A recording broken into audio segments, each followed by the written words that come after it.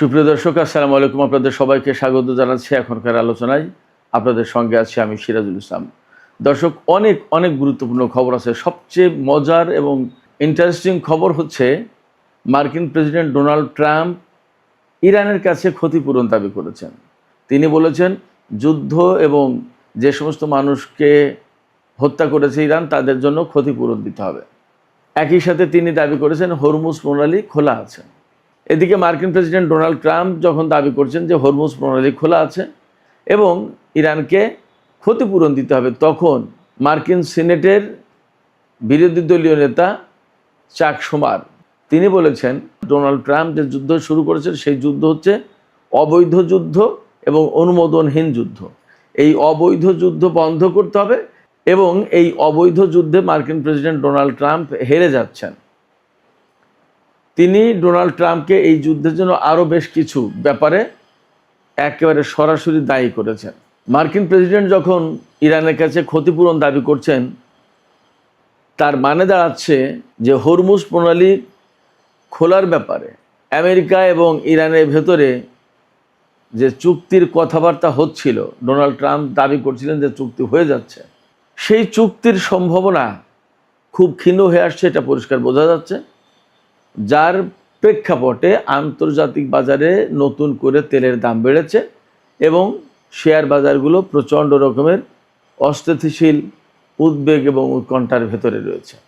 এপাশে জার্মানির পররাষ্ট্রমন্ত্রী ইরানের পররাষ্ট্রমন্ত্রীকে হরমুজ প্রণালী খুলে দেওয়ার ব্যাপারে ফোন করেছিলেন এবং আলাপ করেছেন। জবাবে ইরানের পররাষ্ট্রমন্ত্রী আব্বাস আরাকচি জার্মান পররাষ্ট্রমন্ত্রীকে পরিষ্কার করে বলেছেন একটি কথা। সেই কথাটা কি, আমি বিস্তারিত আলোচনায় আনবো সে কথাও। সুপ্রিয় দর্শক, এই বিষয়গুলো নিয়ে আমরা আজকের ভিডিওতে বিস্তারিত কথা বলবো। আশা করি খুবই ইন্টারেস্টিং বিষয়গুলো আপনাদের ভালো লাগবে এবং আপনারা শেষ পর্যন্ত সঙ্গে থাকবেন। আর ভিডিও যদি ভালো লাগে তাহলে লাইক, কমেন্ট, শেয়ার করবেন এবং চ্যানেলটি সাবস্ক্রাইব করে প্লিজ সাথে থাকবেন। দর্শক, চলুন আমরা বিস্তারিত আলোচনা করি। সর্বপ্রথম আমরা ডোনাল্ড ট্রাম্পের বক্তব্য দিয়েই আলোচনা শুরু করি। ডোনাল্ড ট্রাম্প খুব স্পষ্ট করে বলেছেন, তার ট্রুথ সোশ্যালে দেয়া পোস্টে তিনি বলেছেন এই যে যুদ্ধ চলছে, এই যুদ্ধে যে সমস্ত মানুষ হতাহত হয়েছে এবং ইরান এর আগে আরও বিভিন্ন সময় বিভিন্ন লোকজনকে হত্যা করেছে রাস্তার পাশে বোমা পেতে রেখে, এমনকি ইরানের ভেতরে যে সমস্ত মানুষ মারা গেছে, বিশেষ করে জানুয়ারি মাসে যে বিক্ষোভ আন্দোলন শুরু করেছিল জ্বালাও পোড়াও নাশকতা ভাঙচুর, সেই সময় প্রচুর পরিমাণে লোক মারা গেছে নাশকতা ঠেকাতে গিয়েও অনেক লোক মারা গেছে। তাদের জন্যও ডোনাল্ড ট্রাম্প ক্ষতিপূরণ দাবি করেছেন এবং তিনি দাবি করেছেন আরেকটা কথা। 2000 সালে ইয়েমেনের উপকূলে আমেরিকার একটি যুদ্ধজাহাজে হামলা হয় এবং তাতে 17 জন নাবিক নিহত হয়। ওই হামলার জন্যও ইরানকে ক্ষতিপূরণ দিতে হবে। অথচ সেই সময় আমেরিকাই দাবি করেছিল, আমেরিকাই বলেছিল এবং দুনিয়ার সবাই বলেছিল যে আল কায়দা এই হামলার জন্য দায়ী। সবচেয়ে বড় কথা হচ্ছে যে আল কায়দার সাথে ইরানের কোনোদিন কখনো সম্পর্ক ছিল না, বরং আল কায়দার সাথে ইরানের প্রচণ্ড রকমের শত্রুতা ছিল। আল কায়দা ইরানের যথেষ্ট ক্ষতি করেছে, সেই আল কায়দাকে দায়ী করেছিল মার্কিন প্রশাসন। এখন ডোনাল্ড ট্রাম্প বলছে যে সেই ইউএসএস কোল এই জাহাজে যে হামলা হয়েছিল তার জন্য ইরানকে ক্ষতিপূরণ দিতে হবে।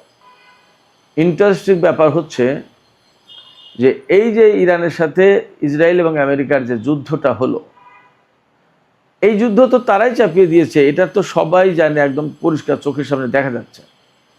এটা আমাকে বলতে হবে না, এটা সবাই জানে যে আমেরিকা এবং ইসরায়েল ইরানের সাথে যুদ্ধ শুরু করেছে। তার আগে তো ইরানের সাথে আমেরিকার আলোচনা চলছিল, সেই আলোচনা চলার ভেতরেই হামলা চালিয়ে দিল। যখন এই হামলা চালিয়ে দিল তখন যুদ্ধ শুরু হলো এবং ইরান পাল্টা জবাব দেওয়া শুরু করলো। তাই ইরানের পাল্টা জবাবে কিছু লোক তো মারা গেছেই, আমেরিকার সেনা মারা গেছেই। প্রশ্ন হচ্ছে আমেরিকা এবং ইসরায়েল যদি ইরানের উপরে যুদ্ধ চাপিয়ে না দিত তাহলে কি ইরান যুদ্ধ করতে যেত না তো। আর ইসরায়েল এবং আমেরিকার হামলায় ইরানের কত মানুষ মারা গেছে আমরা তো দেখতেই পাচ্ছি। তারা যেখানে যায় সেখানে একদম বিরান ভূমি করে দেয়, মানুষ একদম সাফ করে ফেলে মেরে। গাজাতে হয়েছে, লেবাননে হচ্ছে, ইরাকে হয়েছে, আফগানিস্তানে হয়েছে, সিরিয়ায় হয়েছে, লিবিয়ায় হয়েছে, হয়নি কোথায়, যেখানে গেছে সেখানে। ভিয়েতনামে কত মানুষ মারা গেছে, জাপানে কি করেছে, হিরোশিমা নাগাসাকিতে আমেরিকা। তাদের বৈশিষ্ট্য তো এটা, যুদ্ধের বৈশিষ্ট্য হচ্ছে বিপুল পরিমাণে মানুষ মারো। যেখানে যুদ্ধের জন্য দায়ী তারা, এবং এই তো আমেরিকার সিনেটের যে সংখ্যালঘু দলের নেতা অর্থাৎ বিরোধী দলীয় নেতা চাক শুমার, তিনি কি বলেন, এই যুদ্ধ শুরু করেছেন ডোনাল্ড ট্রাম্প, এবং এইটি চাক শুমার বলছেন এটি অবৈধ যুদ্ধ, অনুমোদনহীন যুদ্ধ, মার্কিন কংগ্রেস থেকে অনুমোদন নেওয়া হয়নি, সেই কারণে অবৈধ যুদ্ধ এটা। এবং তিনি এক্সে দেয়া পোস্টে বলেছেন বারবার, যতটা বাক্য লিখেছেন ততবারই অবৈধ যুদ্ধ বলেছেন, যে এটি অবৈধ যুদ্ধ, এই অবৈধ যুদ্ধ এখনই বন্ধ করা দরকার। ডোনাল্ড ট্রাম্প এই অবৈধ যুদ্ধে হেরে যাচ্ছে, এবং এই অবৈধ যুদ্ধের কারণে আমেরিকার জনগণ ভীষণভাবে কষ্টে পড়েছে, তাদের জীবনযাত্রার ব্যয় বেড়ে গেছে, জিনিসপত্রের দাম বেড়ে গেছে, এবং এই অবৈধ যুদ্ধ আমেরিকার সেনাদের জীবন ঝুঁকির মুখে পড়েছেন। চাক শুমার এই কথাগুলো বলেছেন, যতবার বলেছেন যুদ্ধের কথা ততবার বলেছেন অবৈধ যুদ্ধ। সেখানে ডোনাল্ড ট্রাম্প যদি ইরানকে দায়ী করার চেষ্টা করে, তখন সেটা একটা হালকা কথাবার্তা হয় না, একজন প্রেসিডেন্ট সুলভ কথাবার্তা এটা।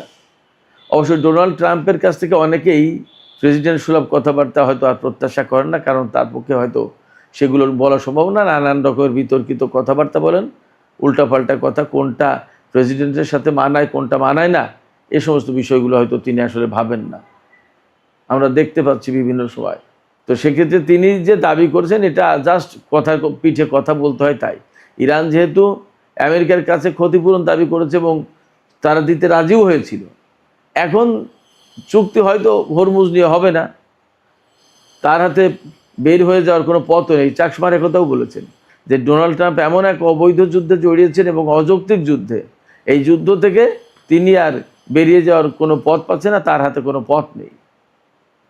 তো ডোনাল্ড ট্রাম্প যেহেতু কোনোভাবে যুদ্ধ করেও পারছেন না, কূটনীতিতেও পারছেন না, আবার যুদ্ধ বাদ দিয়ে চলেও যেতে পারছেন না, এই অবস্থায় এখন একটা গান শুরু করে দিল যে ইরানকেও ক্ষতিপূরণ দিতে হবে, ইরানকেও ক্ষতিপূরণ দিতে হবে।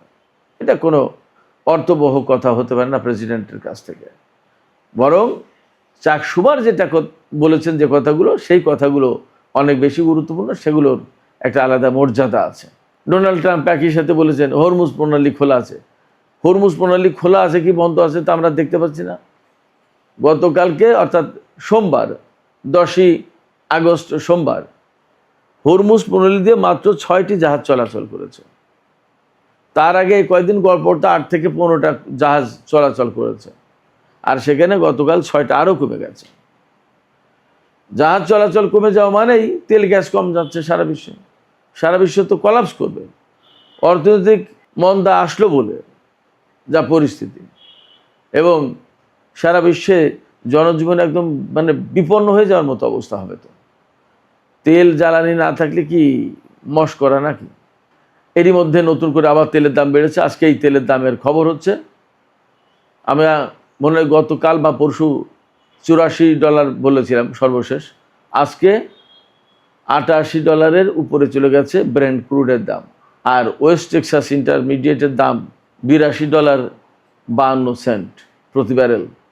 তেলের দাম বাড়ছে, জাহাজ চলাচল নেই, এবং আমেরিকা আর ইরানের মধ্যে চুক্তির সম্ভাবনা খুবই ক্ষীণ হয়ে গেল।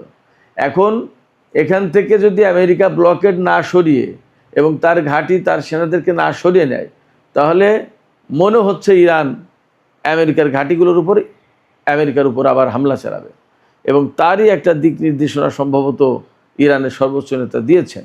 এদিকে হরমুজ প্রণালী খোলার ব্যাপারে জার্মানির পররাষ্ট্রমন্ত্রী জোহান ওয়াদেলফুল তিনি ফোন করেছিলেন, আলোচনা করেছেন।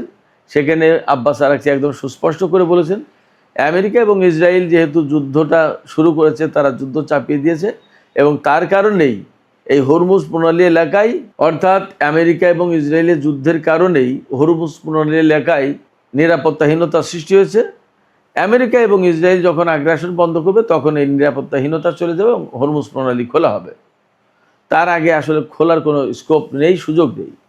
আর যদি আমেরিকার সাথে এই ব্যাপারে আলোচনা করতে হয় বা চুক্তি করতে হয় বা কোনো হরমুজ প্রণালী খোলার কার্যকর ব্যবস্থা করতে হয়, তাহলে আমেরিকাকে আগেই ইসলামাবাদ সমঝোতা স্মারক মেনে চলতে হবে, ওইটা পুনর্বহাল করতে হবে।